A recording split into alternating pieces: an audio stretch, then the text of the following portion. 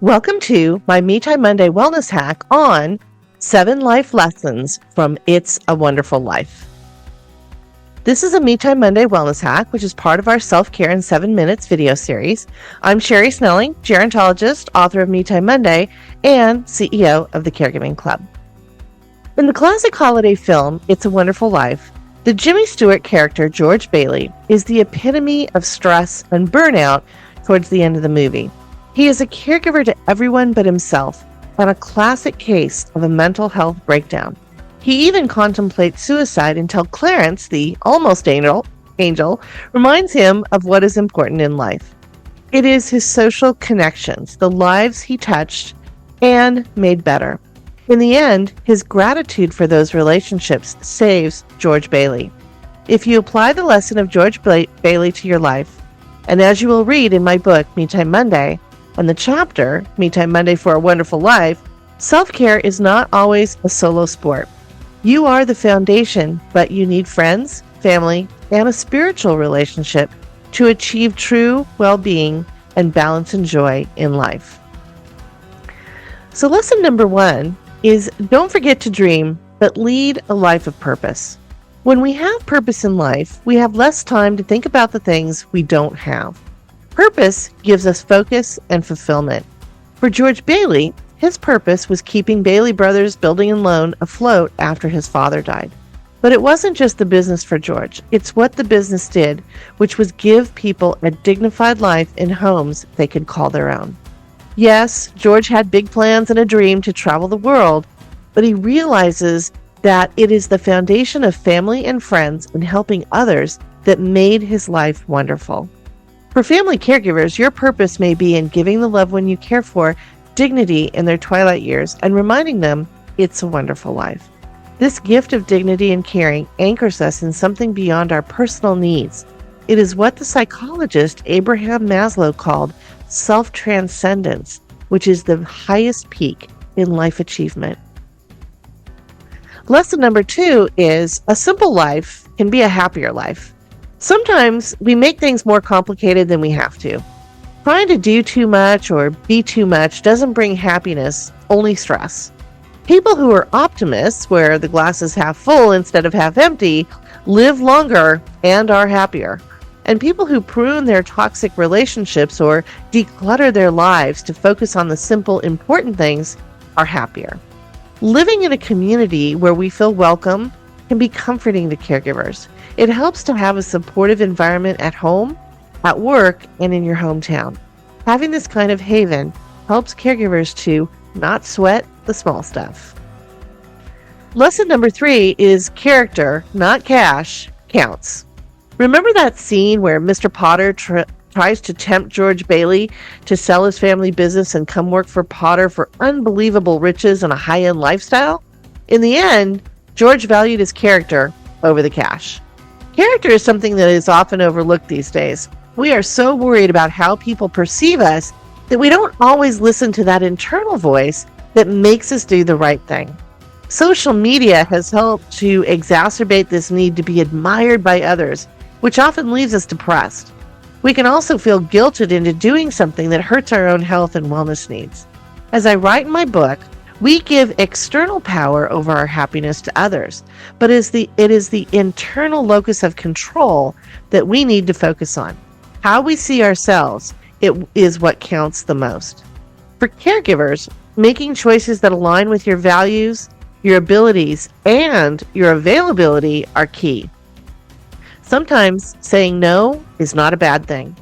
Take a tip from George Baily and don't sell out your character and your own needs, no matter how tempting.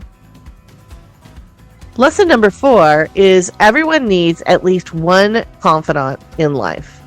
I write in my book, Me Time Monday, about the research conducted at Harvard University. It is the longest running study of why certain people live longer, healthier, and happier than others. Amazingly, it is not nutrition or more exercise or how much money you make. After 85 years of research, Harvard scientists have been able to identify the secret to longevity, and it is this: having quality relationships and at least one confidant who always has your back. For George, it took the angel Clarence to show him who his confidant was through his life, his wife, Mary. She loved him for richer or poorer from the very beginning and never wavered. She always backed his play, no matter how dark some days seemed. Your confidant might be your spouse or partner, or it may be a lifelong friend, a sibling, or an adult child. It doesn't matter who. It just matters that no matter what problems you may face, you have someone you can turn to for strength and support.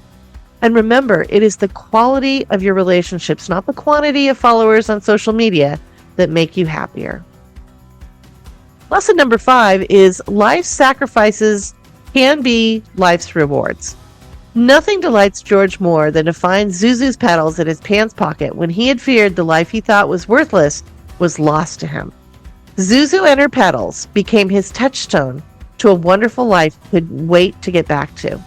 It is also a touchstone to nature, showing us that small wonders of nature can be healing. Like George, caregivers make a lot of sacrifices in order to care for their loved ones. But in this sacrifice of providing love and care, there are many rewards. Caregiving does offer silver linings. Maybe it is the conversations we take the time to have that we were too busy to have before.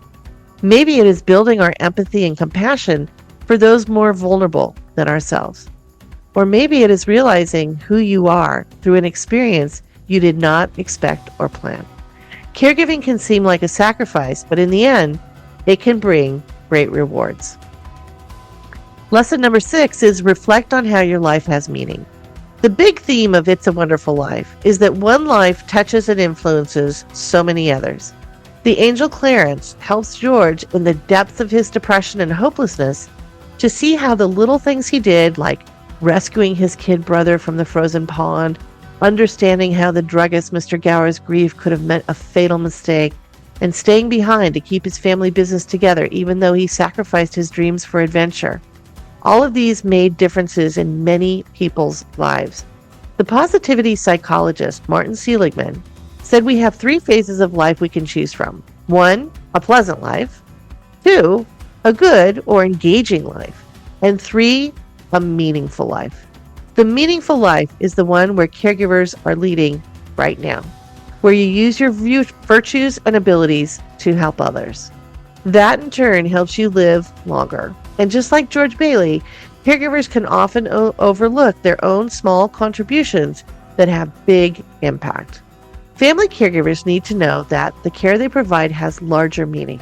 It has personal meaning for many in that we are honoring the love a parent or grandparent gave us. It has meaning for the person receiving the care to know they are loved and not alone. It has meaning and monetary value to society, a whopping $630 billion in the value of the unpaid care of all caregivers. That is more than the revenue of the top retailers, Walmart or Amazon. Like George Baily, what you do as a caregiver counts for more than you know.